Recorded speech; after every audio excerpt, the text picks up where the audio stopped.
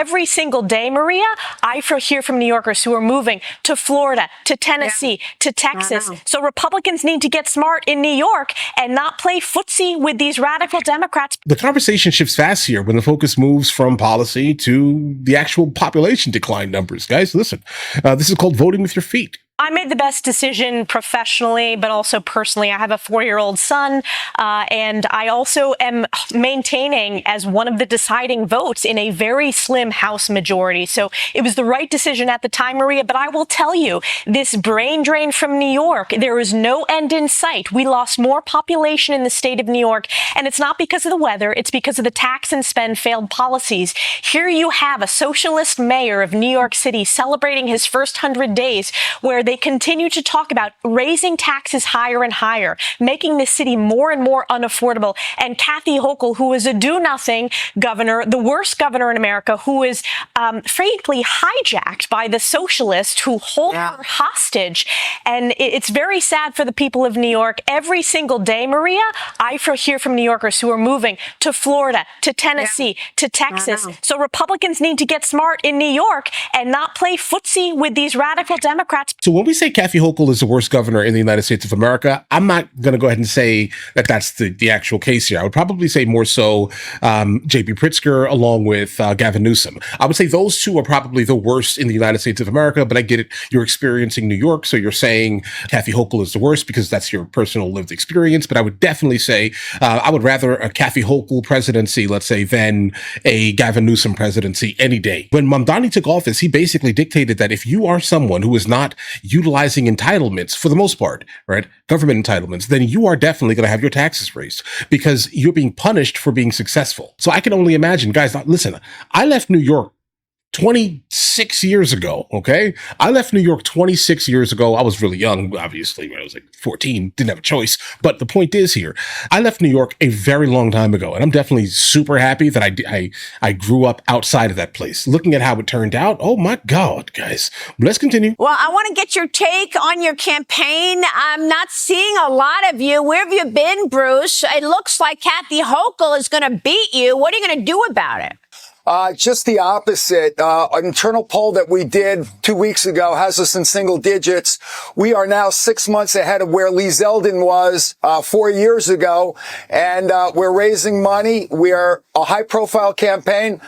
We had a press conference yesterday that was attended by all members of the media.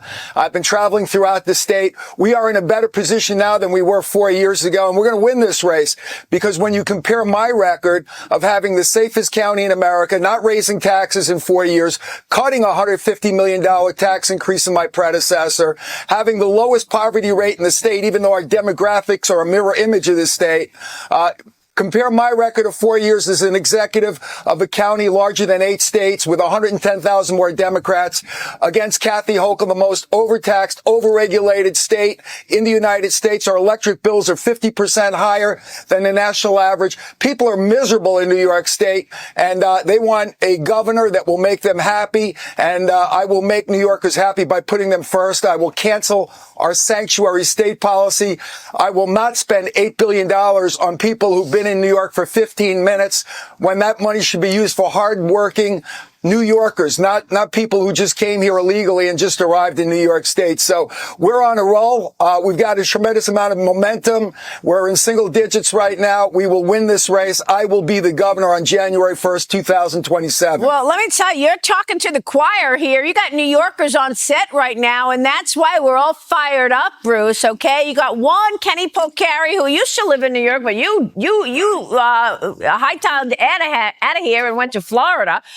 I live in New York, but we want to know specifically how you're going to get New Yorkers out to actually vote for you, Bruce. Yeah, that's the question right there.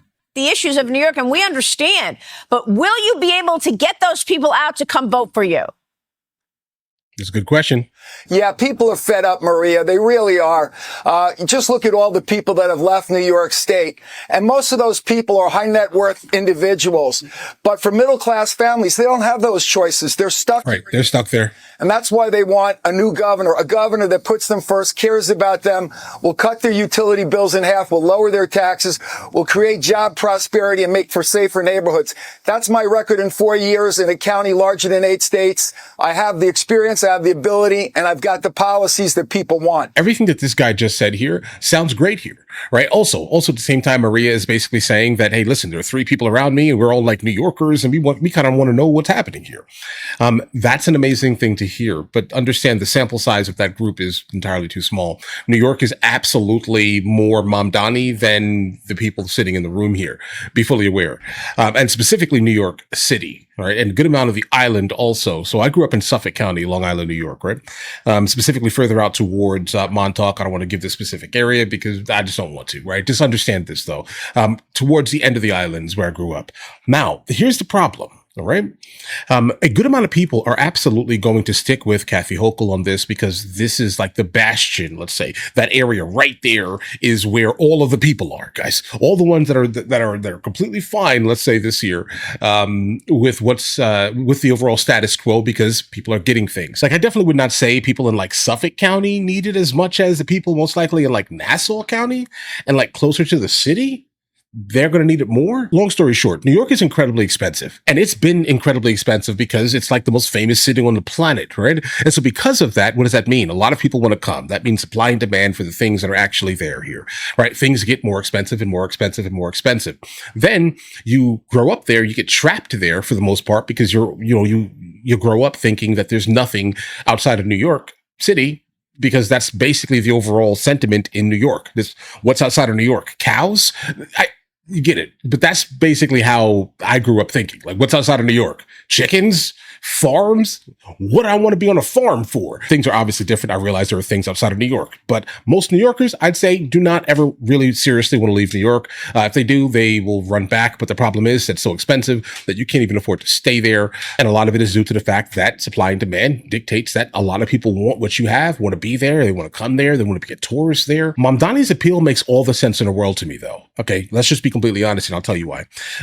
It's so expensive in New York. Go back to what I was saying earlier here, where people never want to leave New York, so they're stuck there mentally, right? Like New York City is a prison, if that makes any, like if you grew up there, if you grew up on Long Island, New York is a prison, okay?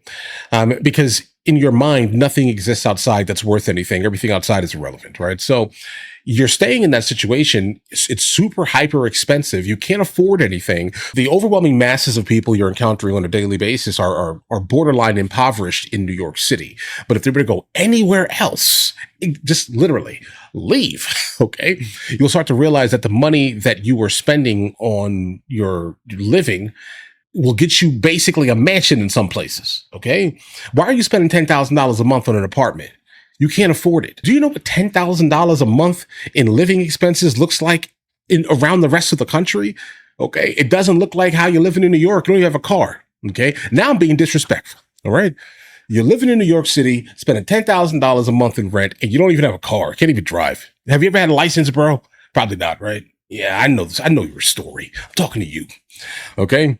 And so yeah, these are the people who Mamdani is appealing to.